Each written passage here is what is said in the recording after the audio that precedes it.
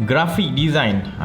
Grafik design ni adalah satu skill yang saya boleh kata antara skill paling penting pada zaman moden sekarang ni, pada zaman internet.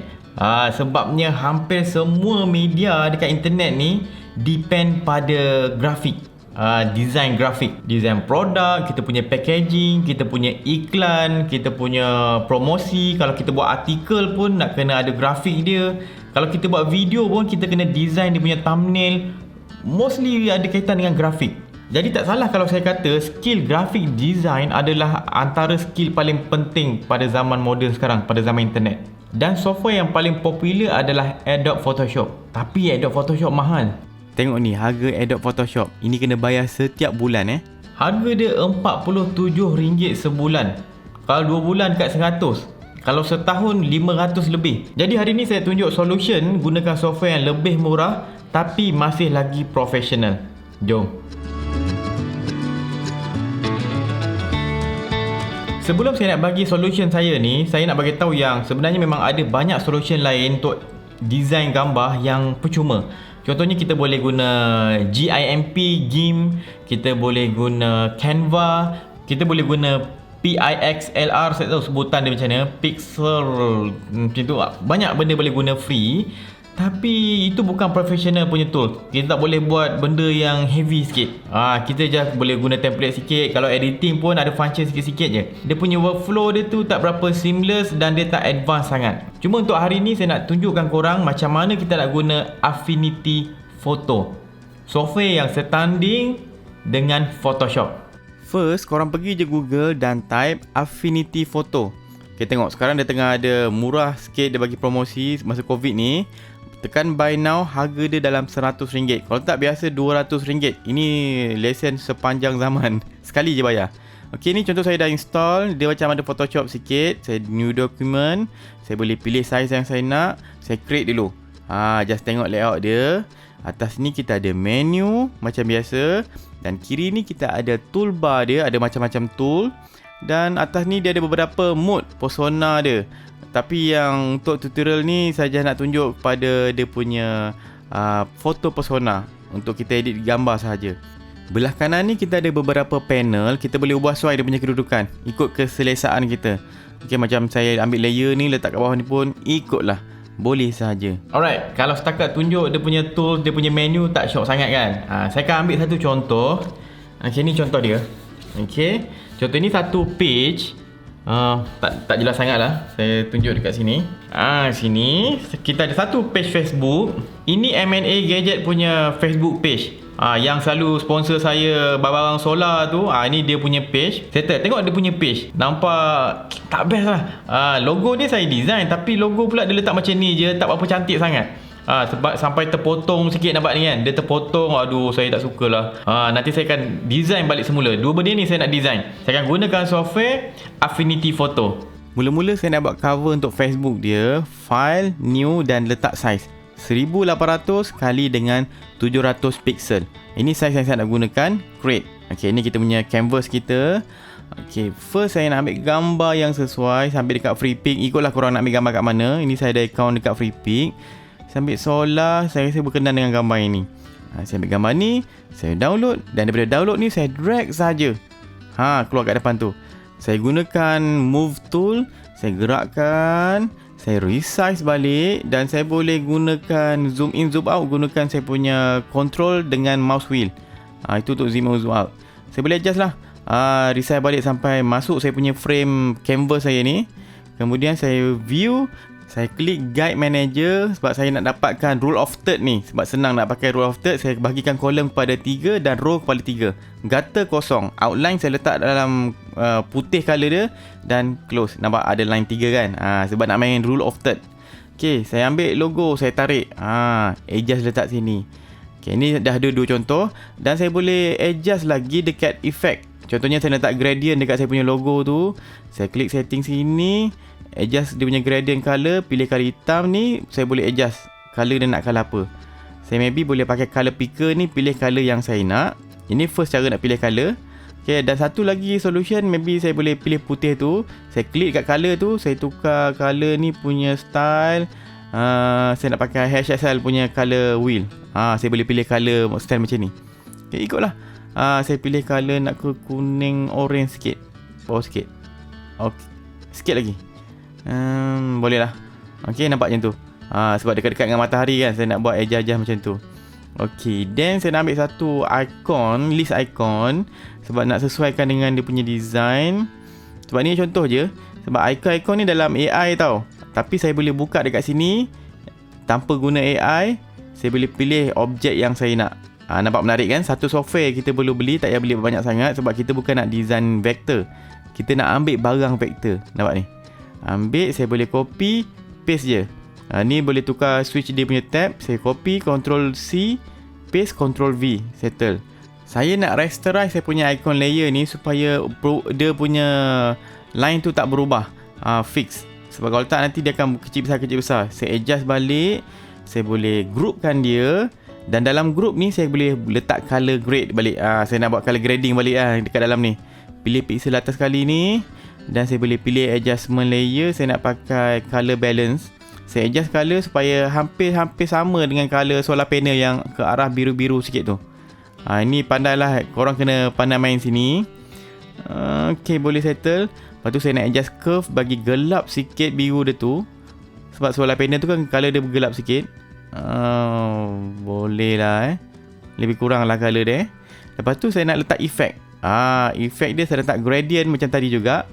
Cuma gradient ni maybe lain sikit. Sebab saya nak blend mode tu saya pakai overlay.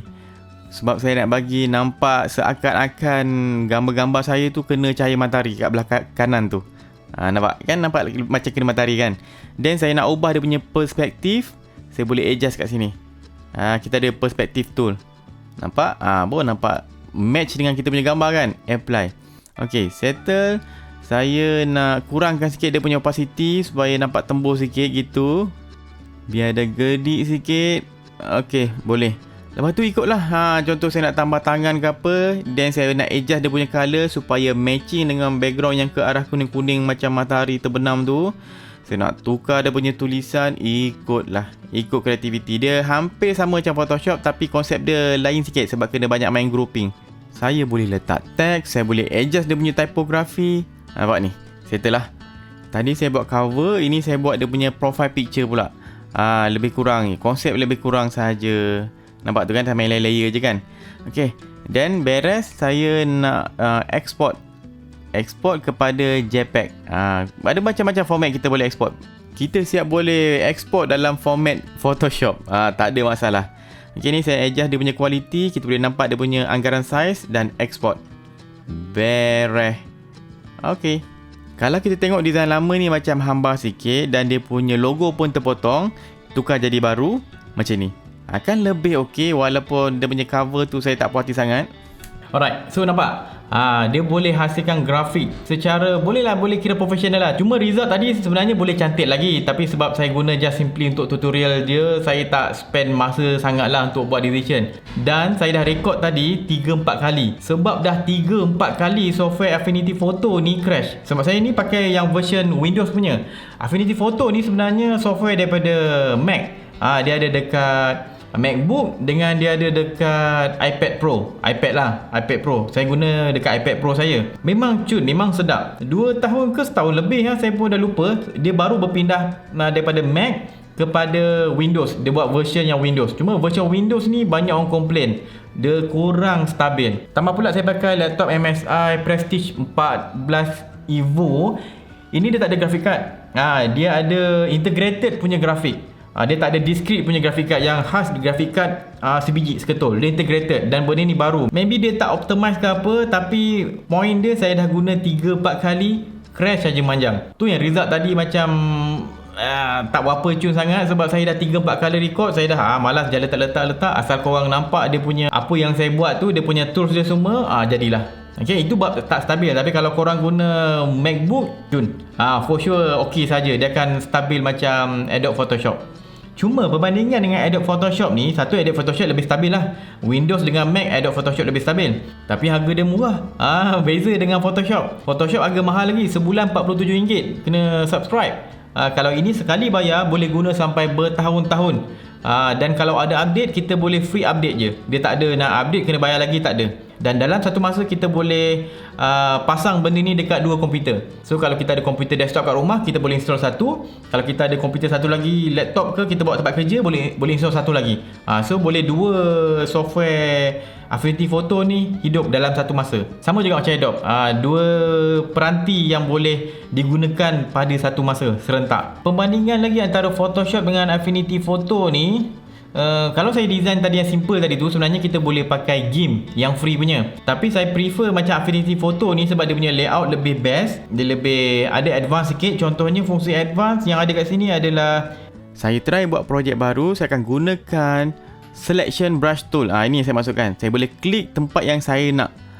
Dia boleh calculate, dia boleh AI, dia boleh fikirkan apa part yang agak-agak kita nak. Nampak tu? Saya pilih semua, dan bila saya tak nak, saya tekan je alternate dengan klik supaya diselect. Lepas tu saya boleh adjust lah, kemas-kemaskan, select, diselect, dan saya boleh pilih refine. Contohnya belakang ni dah refine ni ada merah, saya nak jadikan white, black. Bolehlah black. Tak naklah saya tengok white lah. Saya tukarkan belakang tu jadi white, kita boleh nampak apa yang tak kemas tu. Kalau saya pakai matte gitu je, dia akan cuba calculate, tapi ada masanya calculation dia tak elok. Saya akan pilih secara manual. Foreground ni apa yang kita nak. Nampak tu, dia nak kat situ. Saya boleh decide background untuk benda yang saya tak nak. Then kita kemaskan lah sampai kita punya background semua dapat dibuang dengan kemas. Result yang kita nak. Ni kelebihan dia. Okey, nampak tu, saya dah berjaya buang background dengan kemas. Maybe saya boleh naikkan smooth dia supaya dia punya sempadan tu lebih smooth. Okey, saya punya RAM naikkan supaya maybe saya nak besarkan sempadan dia, ataupun saya nak makan sempadan ke dalam lagi. Itu dia punya RAM. Okey, then output, saya nak output new layer supaya ada layer baru. Then saya letak satu background gambar letak belakang, dan saya adjust layer pakcik ni supaya color dia lebih kurang dengan background tu. Beres. Perbezaan lagi antara Affinity Photo dengan Photoshop, okey. Photoshop dia ada smart object.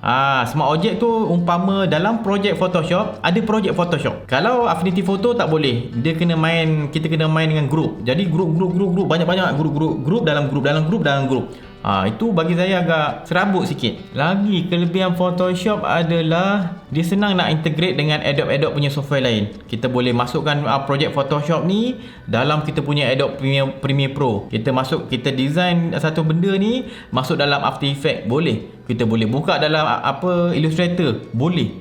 Itu menariknya Adobe punya software.